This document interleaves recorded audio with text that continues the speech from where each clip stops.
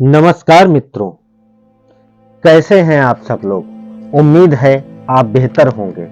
तो स्वागत है आपका हमारे YouTube चैनल एक समय की बात में।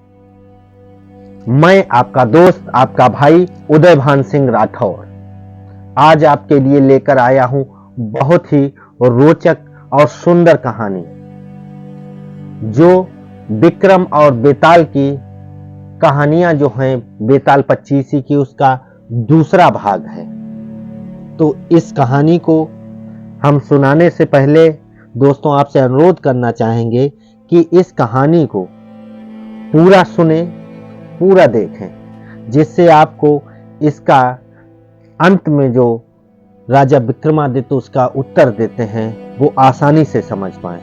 तो दोस्तों, हमारे द्वारा कही गई कहानियां आप लोगों को पसंद आती हैं तो प्लीज हमारे चैनल को सब्सक्राइब करें, लाइक करें एंड कमेंट करें।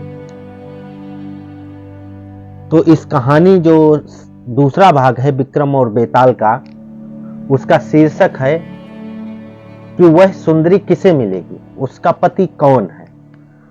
तो दोस्तों, देरी ना करते हुए शुरू करते हैं आज का एपिसोड। एक समय की बात है, सालों पहले यमुना किनारे धर्म स्थल नाम का एक नगर बसा हुआ करता था। वहां एक ब्राह्मण रहता था जिसका नाम गणपति था। उसकी एक सुंदर और गुणवान बेटी थी। जैसे ही उसकी शादी की उम्र हुई तो वो और उसका पूरा परिवार उसके लिए योग्य वर ढूंढने में लग जाता है। वह एक दिन ब्राह्मण किसी के घर पूजा करने के लिए गया और उसका बेटा भी पढ़ाई के लिए घर से बाहर चला गया था। उस समय घर में ब्राह्मण की बेटी और उसकी पत्नी ही थे। उसी वक्त एक ब्राह्मण लड़का उनके घर आता है। ब्राह्मण की पत्नी उस लड़के का अच्छे से सत्कार करती है और खाना खिलाती है। लड़के का स्वभाव ब्राह्मणी को बहुत पसंद आता है और वो उससे अपनी बेटी की शादी का वादा तक कर देती है। उधर क्या होता है दोस्तों, ब्राह्मण जो था गणपति, जिनके घर पूजा करने गया था, वहां भी वो एक लड़के से मिलता है और उससे अपनी बेटी की शादी करवाने का वो भी वचन दे देता है। ब्राह्मण का बेटा जहां पढ़ने गया था दोस्तों, वो भी एक लड़के से यही वादा कर देता है कि अपनी बहन की शादी आपसे ही करूंगा।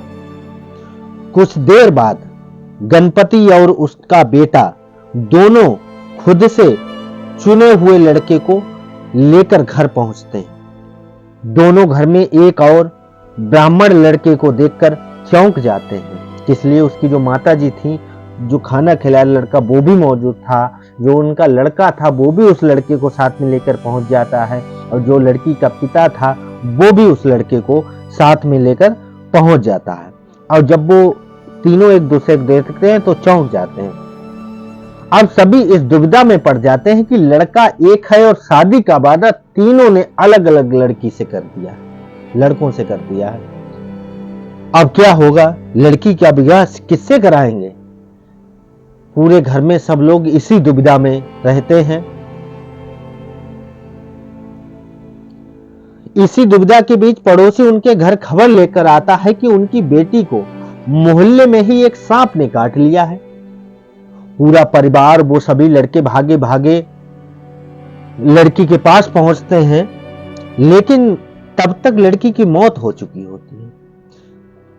लेकिन फिर भी कोई झाड़ फूक वाले को यहां तहां, अब भाई, लड़का और जो और लड़के जो थे शादी के लिए, सभी एक दूसरे इधर उधर भागते हैं, सबको लेकर आते हैं कि कैसे भी करके ये लड़की जिंदा हो जाए।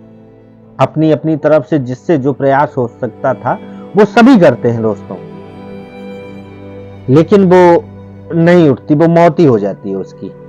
ये देखकर जो तीनों लड़के थे वो बहुत दुखी हो जाते हैं, क्योंकि लड़की जो थी बहुत सुंदर थी। कुछ देर बाद लड़की का परिवार और तीनों ब्राह्मण लड़के जो थे मिलकर और पूरे मोहल्ले वाले उसका अंतिम संस्कार करते हैं। लड़की के क्रियाक्रम के बाद एक ब्राह्मण लड़का जो होता है दोस्तों, वो उसकी हड्डियां अपने साथ लेकर जंगल चला जाता है और फकीर बन जाता है। दूसरा लड़का जो था वो उसकी पूरी राख को इकट्ठा करके एक पोटली में बांध लेता है और उसी शमशान में एक झोपड़ी बनाकर रहने लगता है कि अब जीवन में क्या बचा, यहीं रहेंगे, ऐसा सोचना उसका होता है। फकीर कहता है कि अब जब से लड़की को देखा तो उसका मन यही था कि इसी से ही शादी हो, लेकिन वो भी कहता है अब क्या करेंगे, वो फकीर बन जाता है।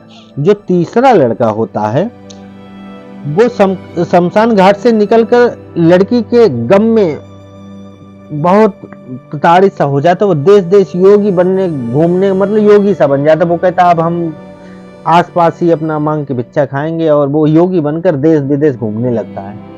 ऐसा होते होते कई साल गुजर जाते हैं दोस्तों, समय बीतता जाता है।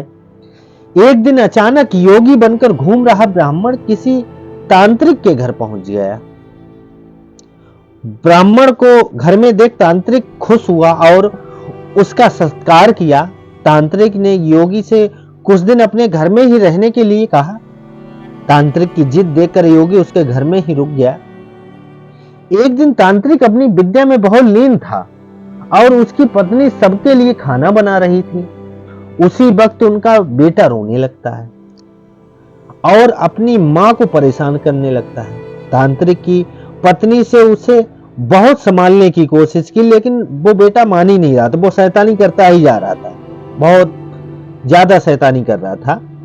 आखिर में तांत्रिक की पत्नी को इतना गुस्सा आया कि उसने अपने बच्चे की पिटाई तक कर दी। उसके बाद भी बच्चा चुप नहीं हुआ, वो शैतानी करता ही रहा, परेशान करता रहा।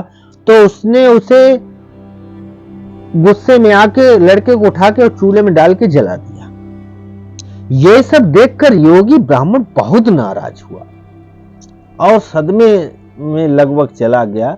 बिना कुछ खाई अपनी पोटली लेकर उसके घर से जाने लगा और कहा कि मुझे यहां नहीं रहना है।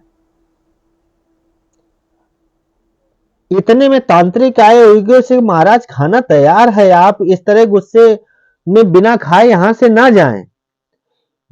गुस्से में योगी ने कहा मैं इस घर में एक मिनट भी नहीं रुक सकता।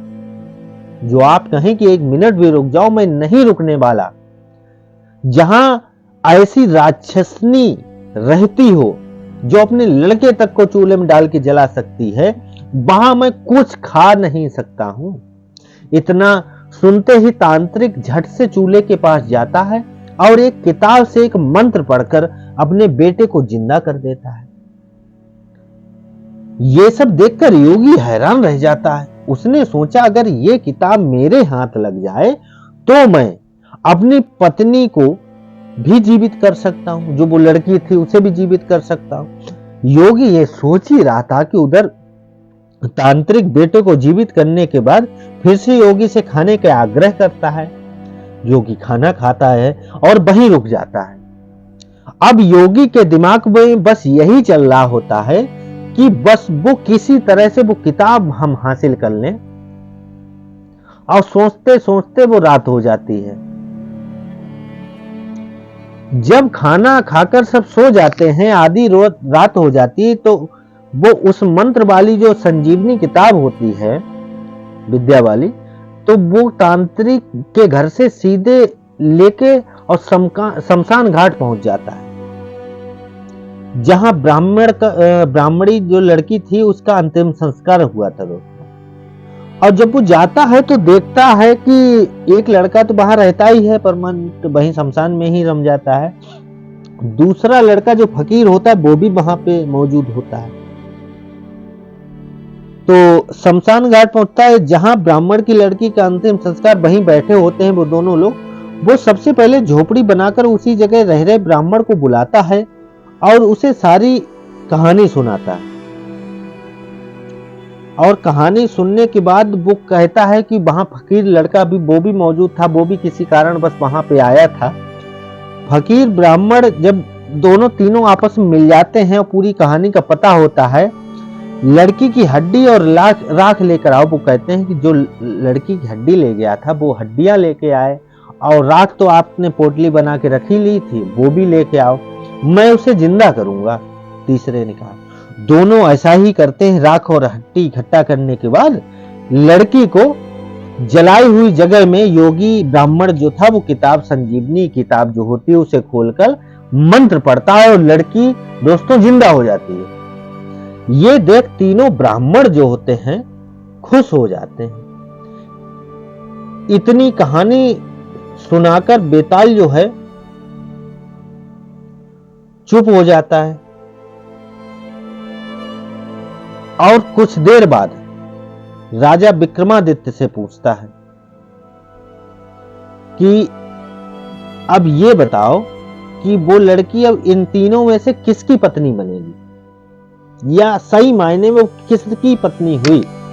राजा विक्रमादित्य को बेताल दोबारा उड़ने के डर से जवाब नहीं देते कि जैसे ही हम जवाब देंगे वैसे फिर वो उसी पेड़ पे जाके लटक जाएगा। गुस्से में बेताल कहता है, देखो अगर तुम जवाब पता होते हुए भी नहीं दोगे तो मैं तुम्हारी गर्दन में गर्दन काट दूंगा और जल्दी से जवाब दो, नहीं तो आपके सर के हजारों टुकड़े कर दूंगा। इतने सुनते ही राजा बोलते हैं, जो ब्राह्मण शमशान में कुटिया बनाकर रह रहा था, लड़का जो था वो उसकी पत्नी हुई। बेताल पूछता है वो कैसे? तब विक्रमादित्य जो है वो जवाब देते हैं कि जो पहला लड़का था जो हड्डी चुनकर फकीर बन गया था वो उसका बेटा हुआ। जिसने तांत्रिक विद्या से उसे जीवित किया वो उसके पिता के समान हुआ, और जो उसकी राख के साथ जीवन जी रहा था वो ही उसका पति हुआ, क्योंकि वो राख के साथ ही रह रहा था, वहीं रम गया था शमशान पे ही, और उसी की यादों में रमा रहता था, तो इस वजह से उसका पति वही हुआ, तीसरा लड़का जो शमशान में रह रहा था। जवाब सुनते ही बेताल ने कहा, राजन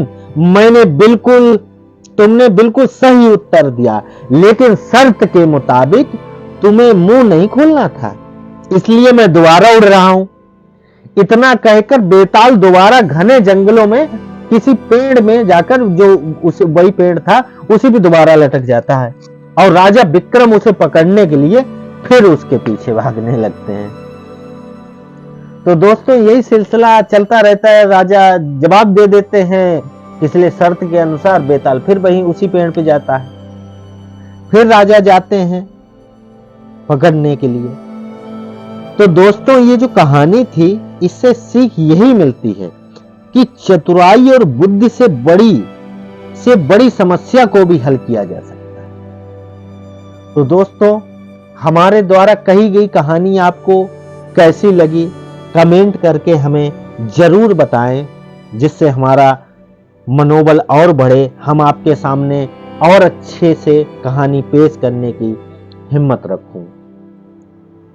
तो दोस्तों आज विक्रम बेताल 25 की जो कहानियां हैं उनका सेकेंड भाग यहीं पे समाप्त होता है। कल नेक्स्ट एपिसोड में हम आपके लिए बेताल 25 में से भाग 3 कहानी जो है, तीसरा एपिसोड है, वो लेके आएंगे, जिसका शीर्षक हो गया पुण्य किसका अधिक हुआ, यानी कि बड़ा बलिदान किसका है। ठीक है दोस्तों, तो इसी के साथ इस कहानी को समाप्त करते हैं। मिलते हैं नई कहानी और नए एपिसोड में। जय भारत, जय हिंद।